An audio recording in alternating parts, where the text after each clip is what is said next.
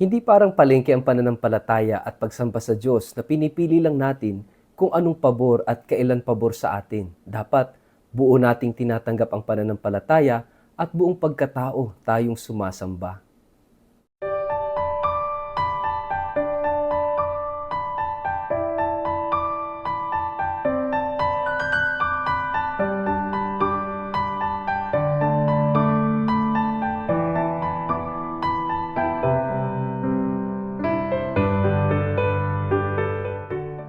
Ang mabuting balita ng Panginoon ayon kay San Lucas. Pumasok si Jesus sa templo at sinimulang ipagtabuyan ang mga nagtitinda roon. Sinabi niya sa kanila, "Nasusulat, ang aking bahay ay tatawaging bahay dalanginan. Ngunit ginawa ninyo itong lungga ng mga magnanakaw." Araw-araw si Jesus ay nagtuturo sa loob ng templo. Pinagsikapan siyang ipapatay ng mga punong pari, mga tagapagturo ng kautusan at mga pinuno ng bayan. Subalit wala silang makitang paraan upang maisagawa ito dahil taimtim na nakikinig sa kanya ang buong bayan. Ang mabuting balita ng Panginoon.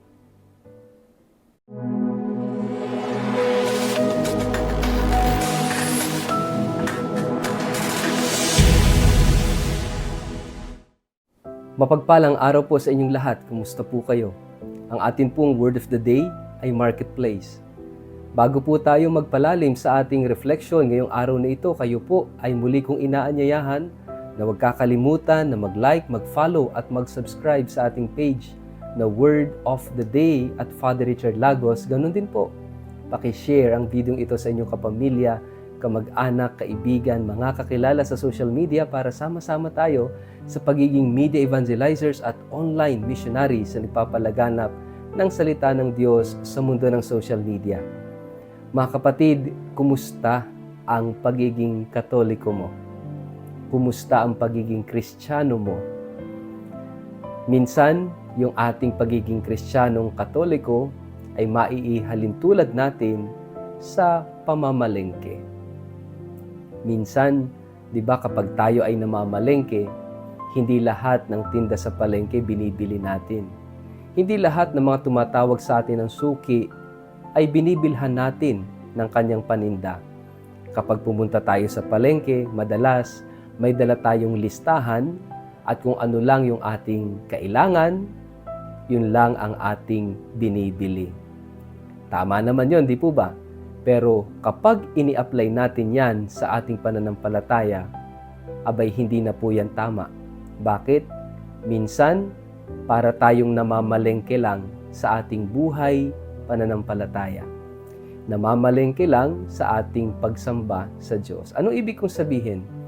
Minsan sa ating buhay pananampalataya, pinipili lang natin yung mga aspeto ng pananampalataya na pabor sa atin.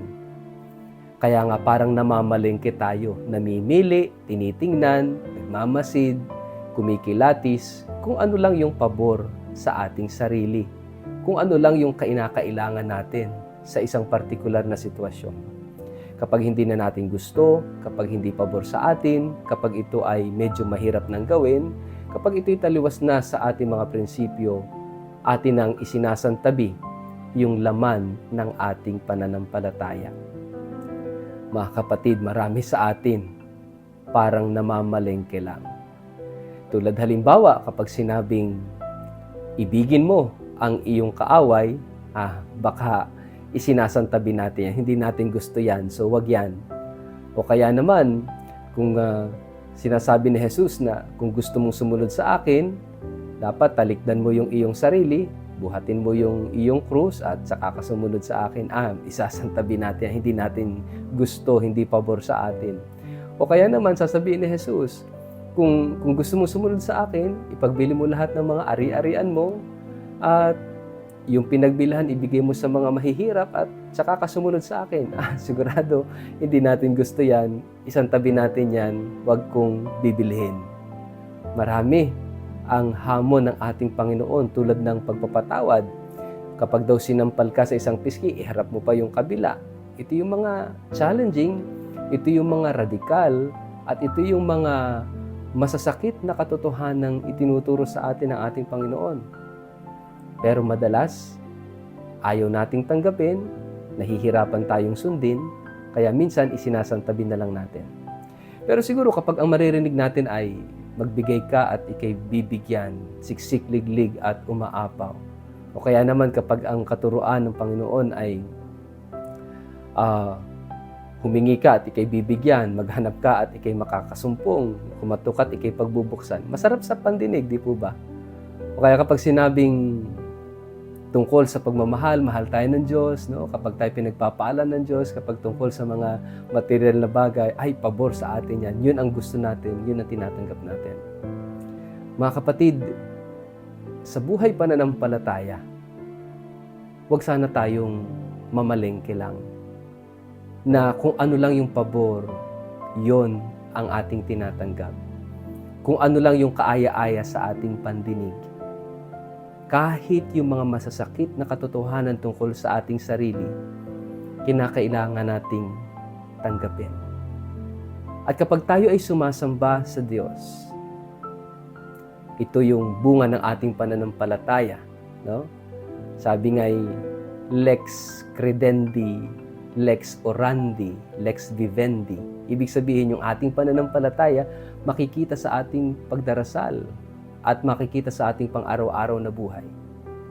Kaya nga, kapag tayo ay nagdarasal, sana hindi rin tayo parang namamalengke lang. Yung bang ang ibinibigay lang natin ay bahagi ng ating pagkatao, bahagi ng ating buhay. Yung ibinibigay mo sa Diyos, yung para sa iyo kaaya-aya lang, o kaya naman ang ibinibigay mo sa Diyos na oras ay yung extra time mo lang, o kaya ang ibinibigay mong bahagi ng pagkatao mo ay yung gusto mo lang. Mga kapatid, gusto rin ng Diyos, ibigay natin lahat sa atin.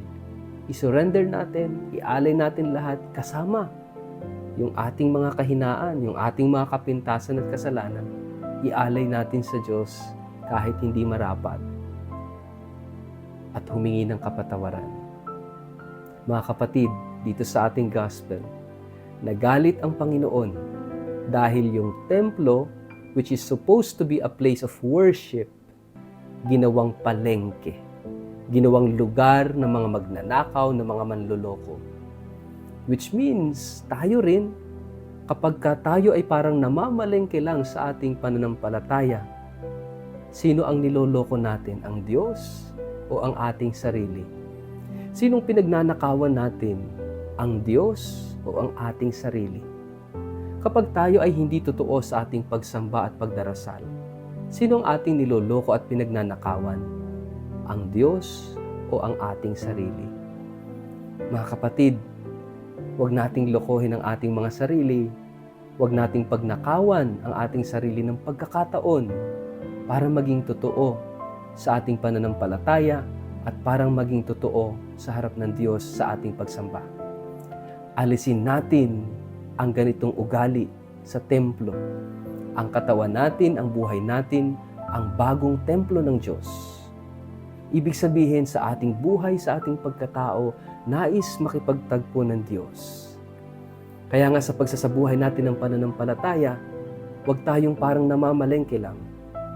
Tanggapin natin ng buo, isabuhay ng buo, humingi ng grasya upang maisabuhay natin ng buo, upang sa ganoon makasamba rin tayo sa Diyos ng buo, hindi baha-bahagi, hindi pira-piraso ng ating pagkatao lang, kundi ng buong pagkatao, ng isip, ng katawan, ng kaluluwa, ng lakas natin.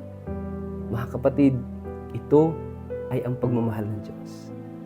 Ang templo ay templo ng pag-ibig, na kung saan nagtatagpo ang Diyos at ang tao.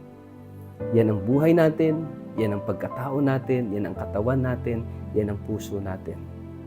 Hilingin natin sa araw na ito, tayong lahat ay maging totoo na nagsasabuhay ng ating pananampalataya at pagsamba sa Diyos. Sa ngalan ng Ama at ng Anak at ng Espiritu Santo, Amen. Ama naming Diyos, alisin mo po ang pagbabalat kayo Gawin mo kaming makatotohanan sa aming buhay pananampalataya at sa aming pagsamba sa iyo. Bigyan mo kami ng biyayang aming kailangan. Amen. Pagpalain po kayo at ingatan ng makapangyarihang Diyos, Ama at Anak at Espiritu Santo. Amen.